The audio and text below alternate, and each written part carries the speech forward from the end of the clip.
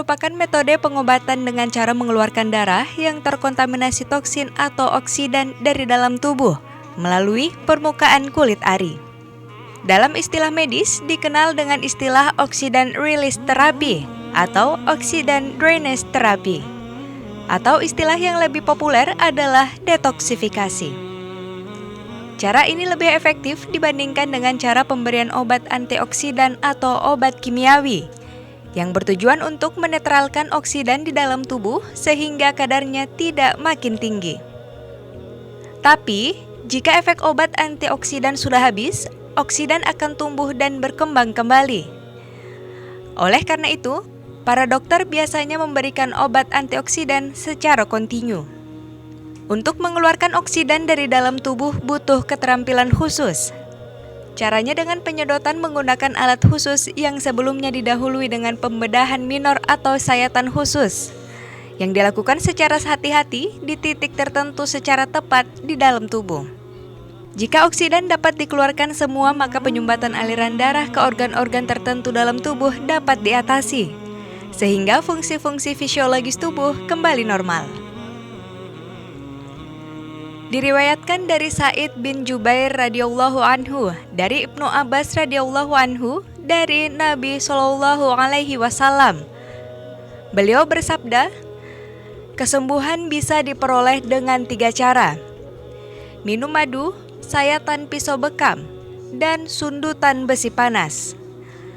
Dan aku melarang umatku menggunakan pengobatan dengan besi panas.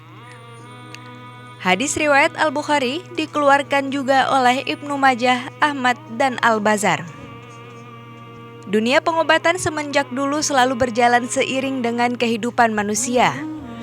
Karena sebagai makhluk hidup, manusia amatlah akrab dengan berbagai macam penyakit ringan maupun berat. Keinginan untuk berlepas diri dari berbagai penyakit itulah yang mendorong manusia berupaya menyingkap berbagai metode pengobatan, mulai dari mengonsumsi berbagai jenis tumbuhan secara tunggal maupun sudah terkontaminasi, yang diyakini berkhasiat menyembuhkan penyakit tertentu. Selain itu, ada juga teknik sistem pemijatan, akupuntur, pembekaman hingga operasi dan pembedahan.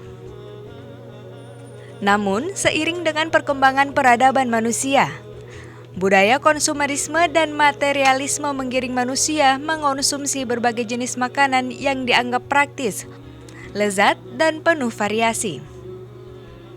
Sayangnya, kebanyakan mereka tidak menyadari bahwa produksi makanan semacam itu seringkali terpaksa menggunakan berbagai jenis bahan kimia berbahaya, seperti boraks, formalin, rodamin B, dan metanyl yellow atau bahan pewarna sintetis, antibiotik kloramfenikol, dietilpirokarbonat, dulsin, nitrofurazon, dan berbagai bahan kimia yang amat merusak kesehatan.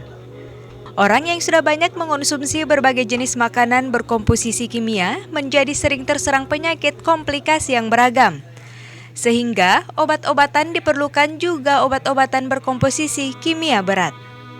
Bukan rahasia lagi pengobatan dengan bahan kimia sintetis atau pengobatan barat atau modern mungkin dapat mengobati sebuah penyakit, tetapi juga dapat menimbulkan penyakit bawaan yang lain sebagai bentuk side effect buruk dari sifat bahan kimia. Satu penyakit dapat disembuhkan, tetapi dapat muncul penyakit lainnya. Jadilah lingkaran setan yang tidak ada habisnya dalam dunia pengobatan modern. Ternyata, mahalnya obat kimia sintetis bukan jaminan kesembuhan. Teknologi medis boleh saja merambati modernisasi yang sulit diukur. Namun, perkembangan jenis penyakit juga tidak kalah cepat beregenerasi. Sementara banyak manusia yang tidak menyadari bahwa Allah Subhanahu wa Ta'ala tidak pernah menciptakan manusia dengan ditinggalkan begitu saja. Setiap kali penyakit muncul, pasti Allah Subhanahu wa Ta'ala juga menciptakan obatnya.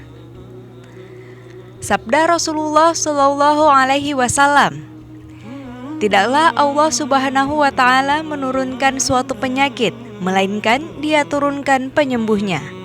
Hadis riwayat Al-Bukhari dari Ibnu Majah. Hanya saja ada manusia yang mengetahuinya dan ada yang tidak mengetahuinya. Kenyataan lain yang harus disadari oleh manusia bahwa apabila Allah Subhanahu wa Ta'ala secara tegas memberikan petunjuk pengobatan, maka petunjuk pengobatan itu sudah pasti lebih bersifat pasti dan bersifat absolut. Dan memang demikianlah kenyataannya.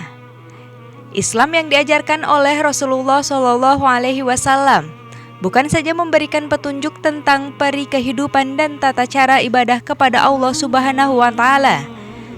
Bukan saja memberi petunjuk tentang peri kehidupan dan tata cara ibadah kepada Allah Subhanahu wa Ta'ala secara khusus yang akan membawa keselamatan dunia dan akhirat, tetapi juga memberikan banyak petunjuk praktis dan formula umum yang dapat digunakan untuk menjaga kesehatan lahir dan batin, termasuk yang berkaitan dengan terapi atau pengobatan. Petunjuk praktis dan kaidah medis tersebut banyak sekali didemonstrasikan oleh Rasulullah SAW dan diajarkan kepada para sahabatnya. Bila kesemua formula dan kaidah praktis itu dipelajari secara seksama, tidak syak lagi bahwa kaum muslimin dapat mengembangkannya menjadi sebuah sistem dan metode pengobatan yang tidak ada duanya. Disitulah akan terlihat korelasi yang erat antara sistem pengobatan ilahi dengan sistem pengobatan manusia.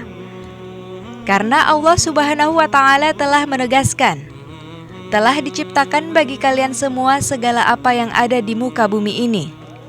Ilmu pengobatan berikut segala media dan materinya, termasuk yang diciptakan oleh Allah Subhanahu wa Ta'ala untuk kepentingan umat manusia. Namun, tentu semua jenis pengobatan dan obat-obatan tersebut hanya terasa khasiatnya bila disertai dengan sugesti dan keyakinan. Karena demikian, dinyatakan Ibnul Qayyim keyakinan adalah doa. Bila pengobatan manusia mengenal istilah placebo atau semacam penanaman sugesti lalu memberikan obat netral yang sebenarnya bukan obat dari penyakit yang dideritanya, maka Islam mengenal istilah doa dan keyakinan. Dengan pengobatan yang tepat, dosis yang sesuai disertai doa dan keyakinan, tidak ada penyakit yang tidak bisa diobati, kecuali penyakit yang membawa kematian. Jabir radhiyallahu anhu membawakan hadis dari Rasulullah SAW. Setiap penyakit ada obatnya. Maka bila obat itu mengenai penyakit akan sembuh dengan izin Allah Subhanahu wa Ta'ala. Hadis riwayat Muslim. Al-Quran dan As-Sunnah yang sahih syarat dengan beragam penyembuhan dan obat yang bermanfaat dengan izin Allah Subhanahu wa Ta'ala.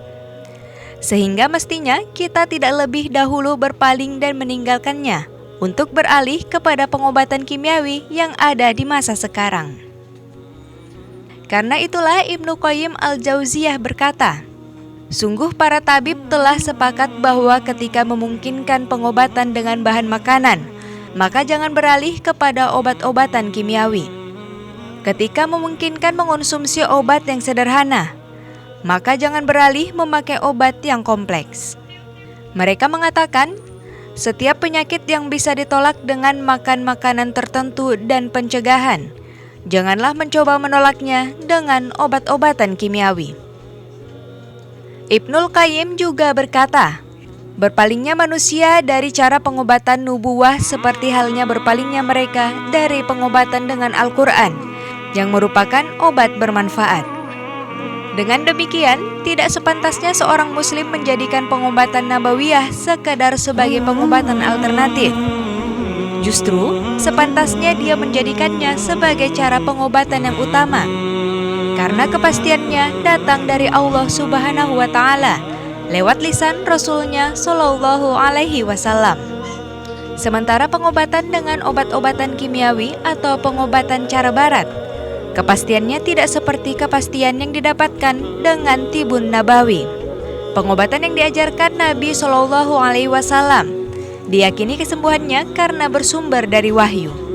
Sementara pengobatan dari selain Nabi Shallallahu Alaihi Wasallam kebanyakannya dugaan atau dengan pengalaman atau uji coba. Namun tentunya berkaitan dengan kesembuhan suatu penyakit, seorang hamba tidak boleh bersandar semata dengan pengobatan tertentu. dan tidak boleh meyakini bahwa obatlah yang menyembuhkan sakitnya.